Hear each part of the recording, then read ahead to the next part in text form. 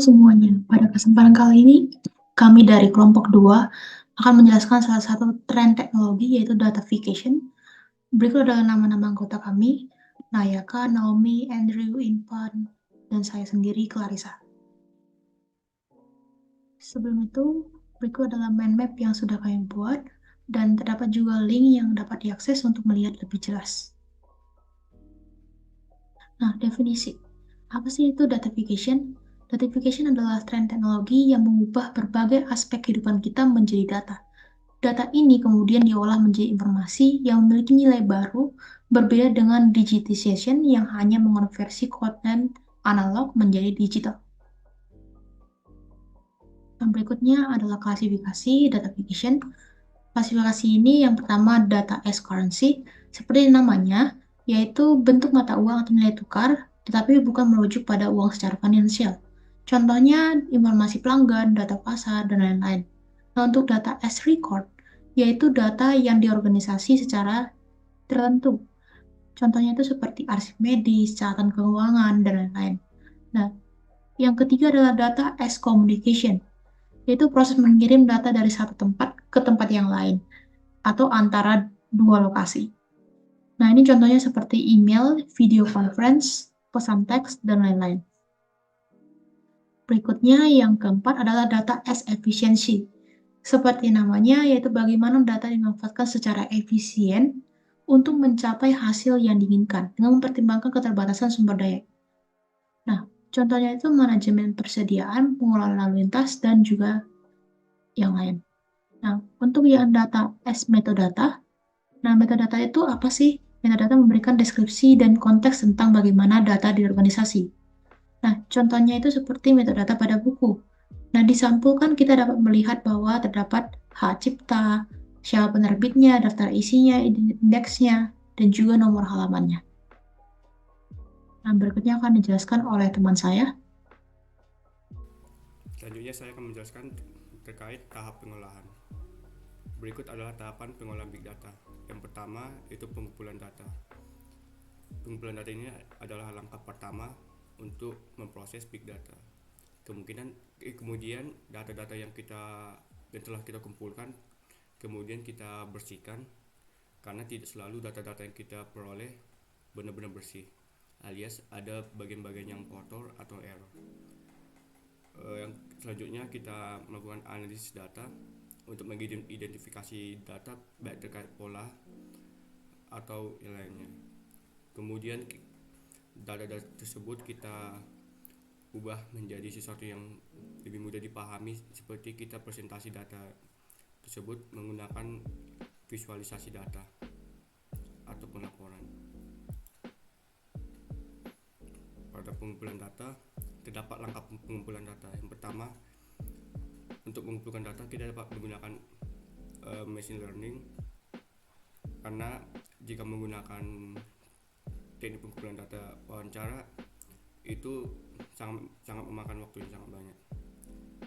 Kemudian data-data tersebut kita bawa ke data manajemen untuk memastikan bahwa data-data tersebut benar-benar asli dan layak digunakan.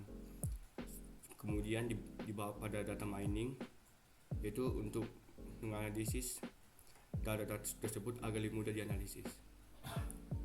Sebelum akhirnya setelah data mining, data-data tersebut akan disimpan. Subjek data itu sendiri dapat dibedakan menjadi 3, yaitu individu, contohnya data medis pasien di suatu rumah sakit, kelompok individu, contohnya data kinerja karyawan di suatu perusahaan, dan juga benda tak hidup atau benda mati, contohnya data dari sensor GPS yang ada pada mobil. Ketika bekerja dengan subjek data, ada kewajiban etis yang harus ditaati. Pada dasarnya, kewajiban etisnya adalah untuk menghormati hak-hak yang dimiliki oleh subjek data apabila subjek data berupa individu atau kelompok individu, atau menghormati hak yang dimiliki oleh pemilik data apabila subjek datanya berupa benda mati. Dan berikut adalah 8 hak mereka berdasarkan GDPR, Data Subject Rights, dan dapat disimpulkan bahwa kewajiban etisnya adalah untuk melindungi keamanan dan juga privasi informasi, dalam artian mencegah akses yang tidak sah, menginstruksi data sensitif, dan juga memiliki kebijakan privasi yang jelas, sehingga mencegah adanya kebocoran data. serta pengelola data juga wajib bertindak transparan kepada subjek data atau pemilik data dengan cara menginformasikan jenis data apa saja dikumpulkan, tujuan pengumpulannya itu apa, bagaimana data tersebut akan digunakan, serta siapa saja yang memiliki akses terhadap data. Dan subjek atau pemilik data itu memiliki kewenangan untuk antara menyetujui atau menolak pemrosesan datanya, dan keputusan tersebut harus dihormati oleh pengelola data. Baik, selanjutnya saya akan memulai dengan satu permasalahan, yakni ada masalah suatu kelas memiliki kumpulan skor dalam kuis. Ada nilai 14, 25, 2, dan seterusnya. Ini adalah data yang belum diolah, sehingga tidak memiliki arti. Sehingga untuk memiliki arti, kita harus mengolah datanya terlebih dahulu. Dalam kasus ini, kita akan mencari nilai rata-ratanya dan nilai tengah, atau bisa disebut mean dan median. Nah, bagaimana untuk mencari kedua mean dan median? Nah, untuk mencari mean, itu adalah total nilai dibagi banyaknya data. Sedangkan untuk median itu adalah nilai tengah dari data yang terurut. Jadi kita urut terlebih dahulu datanya, lalu kita cari nilai yang paling tengah dalam dataset. Nah, apa sih tadi permasalahan itu? Permasalahan itu ternyata adalah bagian kecil dari data analytics, sehingga kita akan masuk ke definisi data analytics. Data analisis data adalah praktik mengolah data untuk mengumpulkan informasi yang berguna. Kemudian informasi ini dapat digunakan untuk membuat keputusan ataupun juga mendukung pengambilan keputusan. Nah, data analytics ini bisa kita kerjakan jika dan hanya jika kita tahu cara bekerja dengan data, yakni dengan 4 fundamental, yaitu yang pertama collecting, mengumpulkan data, cleaning, membersihkan data. Contohnya misalkan ada data yang 0, kosong, ataupun misalnya nilai umur yang nilai negatif itu kan tidak valid, jadi kita harus bersihkan terlebih dahulu. Lalu ada processing, mengolah data, dan terakhir adalah membuat visualisasinya, yakni representasi grafis dataset. Nah, bagaimana cara membuat visualisasi tadi? Kita akan melakukan pendekatan data visualization, atau artinya adalah representasi grafis dari informasi dan data.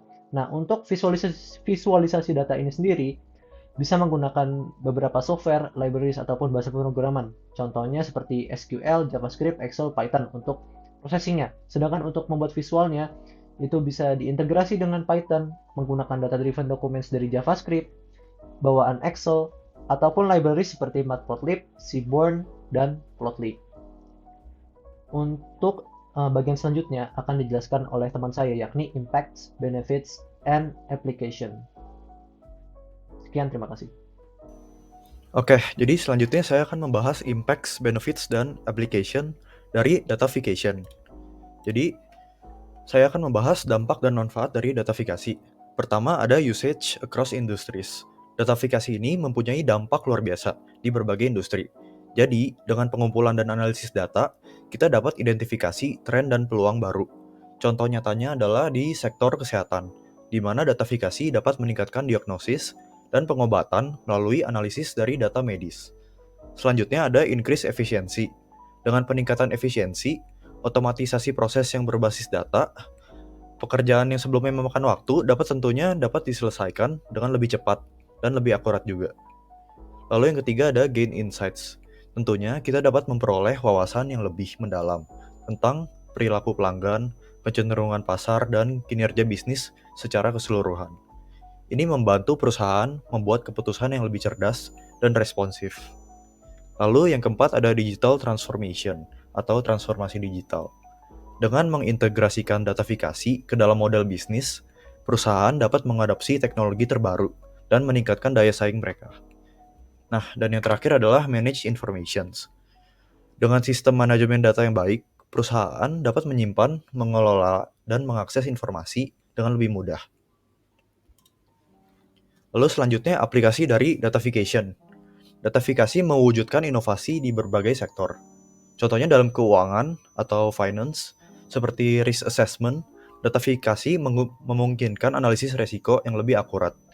Di digital marketing juga, penawaran yang dapat dipersonalisasi dapat diberikan kepada pelanggan berkat dari datafikasi. Lalu, dalam human resources atau sumber daya manusia, datafikasi dapat membantu menentukan kandidat ideal melalui analisis data berbagai kompetensi. Inilah bagaimana datafikasi merajut ketepatan dan efisiensi di berbagai bidang industri.